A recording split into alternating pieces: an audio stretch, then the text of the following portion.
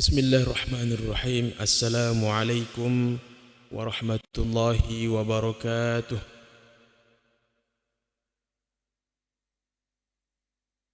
Alhamdulillahi rabbil alamin. Alhamdulillahilladzi ahyana ba'dama amatana wa ilaihin nusyur. Alhamdulillahi bi ni'matihi tatimmus shalihat. Alhamdulillahi ala kulli halin. الحمد لله الذي أنزل السكينة في قلوب المؤمنين ليزدادوا إيمانا مع إيمانهم. أشهد أن لا إله إلا الله وحده لا شريك له وأشهد أن محمدا عبده ورسوله. اللهم صل وسلم وبارك على نبينا محمد وعلى آله وأصحابه أجمعين. اللهم إنا نسألك علما نافعا ورزقا طيبا وعملا متقبلا. Alhamdulillah jamaah subuh, Bapak Ibu yang insyaallah dirahmati dan dimuliakan Allah Subhanahu wa taala. Alhamdulillah sehat semua. Sehat wae alhamdulillah. Bersyukur Allah masih beri kesempatan hidup. Allah Subhanahu wa taala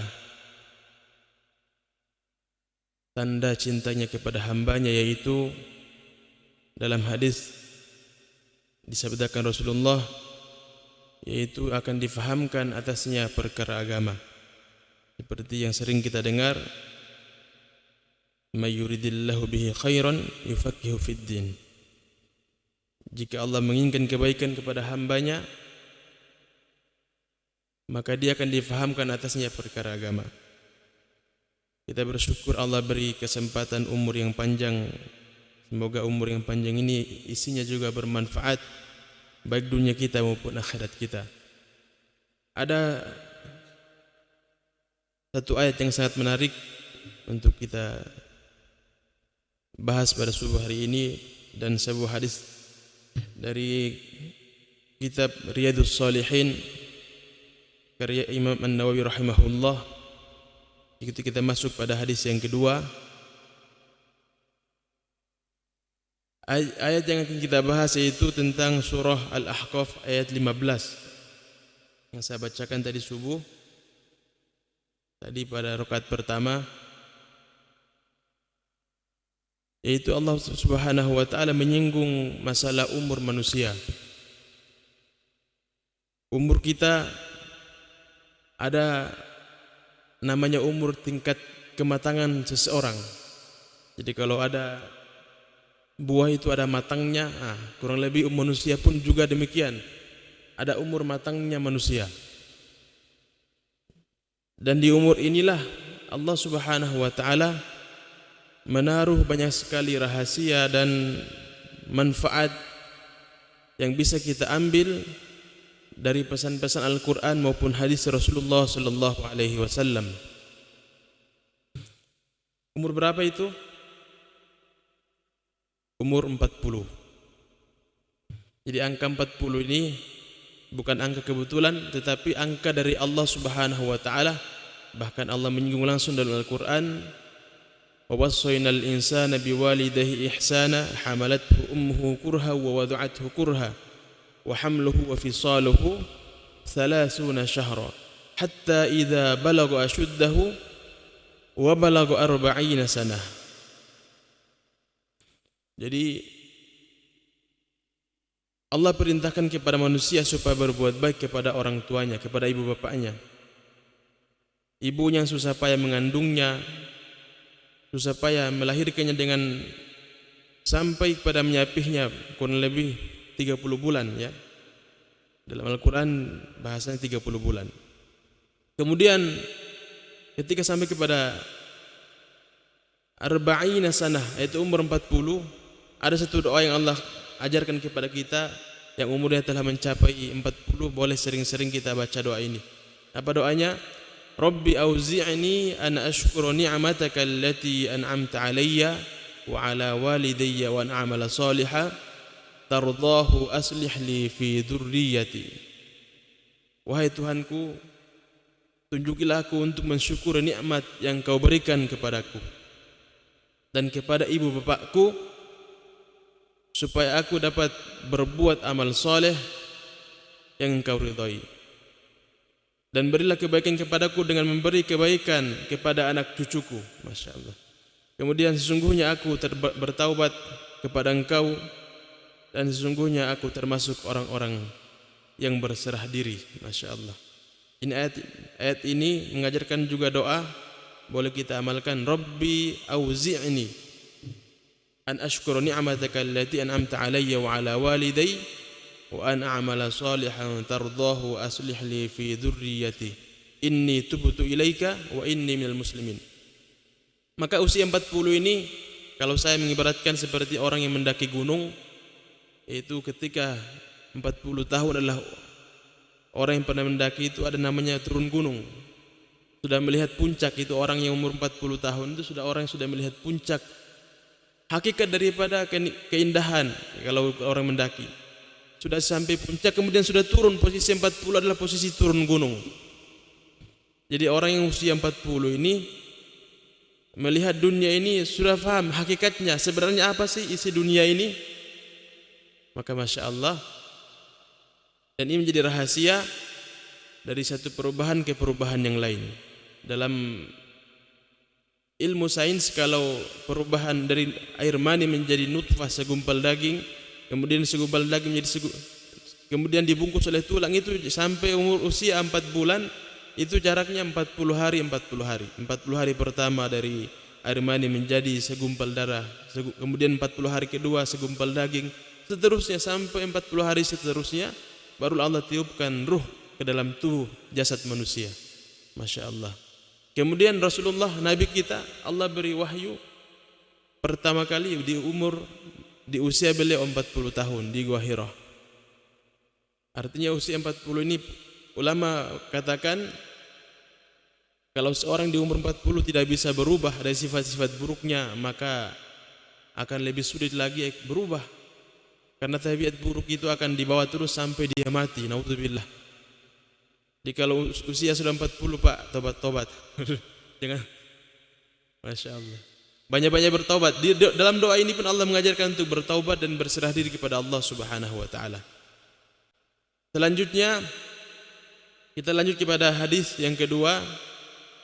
Wa an ummil mu'minin ummi Abdillah Aisyah radhiyallahu anha qalat qala Rasulullah sallallahu alaihi wasallam yaghzu jayshun al-Ka'bata fa idza kanu bibayda'a min al-ard. Jadi dari ummul mukminin yaitu ibunya seluruh orang-orang yang beriman. Gelar ini diberikan kepada istri-istri Rasulullah sallallahu alaihi wasallam. Kemudian Ummi Abdillah. Jadi istilah Ummi Abdillah ini bukan Aisyah punya anak namanya Abdullah, bukan. Tetapi ada ponakan beliau dari anak-anaknya, dari di sini keterangannya anak Asma binti Abu Bakar. Jadi ada namanya saudaranya beliau Aisyah, yaitu Asma binti Abu Bakar, ini punya anak namanya Abdullah. Nama panggilannya itu salah satunya yaitu Ummu Abdillah. Kemudian beliau radhiyallahu anha berkata, kalau Rasulullah sallallahu alaihi wasallam bersabda, yaghzu jayshunil Ka'bata fa idza kanu bi bayda'a minal ard. Rasulullah SAW bersabda, ada sepasukan tentara ada sepasukan tentara yang hendak memerangi Ka'bah. Ketika mereka berada di suatu padang pasir dari tanah lapang, kalau sekarang yang sudah pernah ke Mekah mungkin melihat ya, ada padang pasir sebelum masuk ke wilayah Ka'bah. Yukhsafu bi awwalihim wa akhirihim, maka Allah benamkan mereka, ditenggelamkan mereka ke dalam tanah. Mulai dari yang depan bi awwalihim wa akhirihim sampai yang paling belakang. Seluruh pasukannya ditenggelamkan, bahkan orang-orang di sekitar situ yang mereka lewati.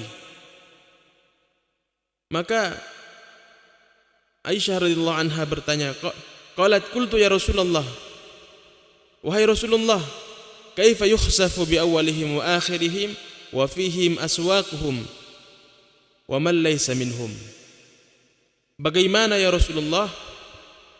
Jadi di sini Aisyah bertanya, bagaimana Allah tenggelamkan dari pertama sampai yang terakhir, sedangkan di antara mereka ada para pedagang dan orang-orang pasar, ada pula orang yang tidak termasuk golongan mereka. Maka Rasulullah SAW bersabda, qala yukhsafu bi awwalihim wa akhirihim thumma yub'atsuna ala niyyatihim. Allah memang membenamkan semua dari yang depan sampai yang terakhir belakang, tetapi kemudian nanti di akhirat Allah bangkitkan sesuai dengan niat mereka masing-masing. Masya Allah. Muttafaqun alaih, riwayat Bukhari dan Muslim. Jadi dalam hadis ini ada berita bahwasanya dan pelajaran yang bisa kita ambil, pentingnya bergaul dan berbaur dengan orang-orang yang baik. Karena kalau kita bergaul dengan orang-orang yang buruk, akibat buruknya pun akan menimpa kita.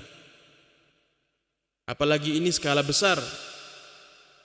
Pentingnya bergabung dengan orang-orang soleh, duduk dalam majelis mereka, maka sakinah atau ketenangan yang Allah turunkan pun kita rasakan. Tetapi kalau kita duduk dengan orang-orang yang zalim, banyak melakukan dosa, dan kita sudah tahu majelis-majelis mereka adalah majelis lalai, sebisa mungkin dalam hadis ini Rasulullah memberikan isyarat supaya kita jangan bergabung, jangan duduk dengan mereka. Apalagi duduk, Pak. Dekat-dekat saja jangan. Cukup kenal mereka, tapi jangan duduk. Maka hadirin, banyak pelajaran yang kita bisa dapat dari kejadian-kejadian nyata yang pernah saya mendapat informasi langsung dari orang yang pelaku peristiwa. Itu kejadian di Palu. Waktu itu hari perayaan ulang tahunnya kalau tidak salah Kota Palu. Dan di situ diadakan ada apa bahasanya itu? Ada sesajen ditaruh ke laut, bahkan ada situ ada kepala sapi macam-macam. Dan yang ikut menjaganya, mohon maaf, aparat dari kepolisian ratusan orang. Nasib buruknya qadarullah, Allah turunkan musibah. Mungkin sekiranya kalau orang-orang yang tidak menjaganya tidak di situ, tidak akan kena. Tetapi kalau azab turun itu biar anda bersalah, duduk di situ pun akan kena juga. Maka orang-orang yang mungkin bertugas hanya mengamankan tertib, ya, supaya tidak ribut, orang tidak kacau,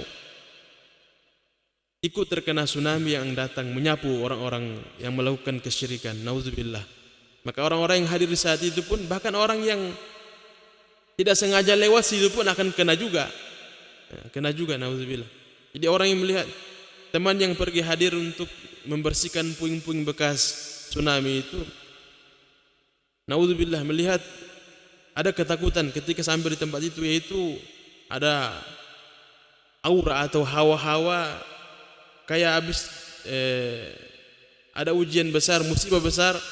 Kalau Nabi pernah melewati satu lembah, di situ pernah diturunkan azab, Nabi cepat-cepat melewati tempat itu, ketakutan. Kurang lebih demikian yang dirasakan teman kita, yaitu ketika sampai tempat itu, mayat-mayat yang sudah meninggal itu sudah berkelimpangan itu, masya Allah.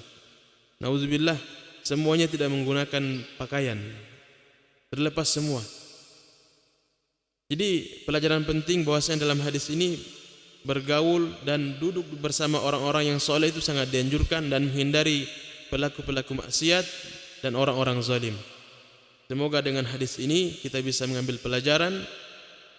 Dan di sini pada akhir daripada hadis Rasulullah menegaskan, walaupun orang-orang yang tidak bersalah ikut dalam azab, dibinasakan juga dalam azab, tetapi di akhirat Allah bangkitkan kembali sesuai dengan niat mereka. Jadi mereka itu ngapain di situ?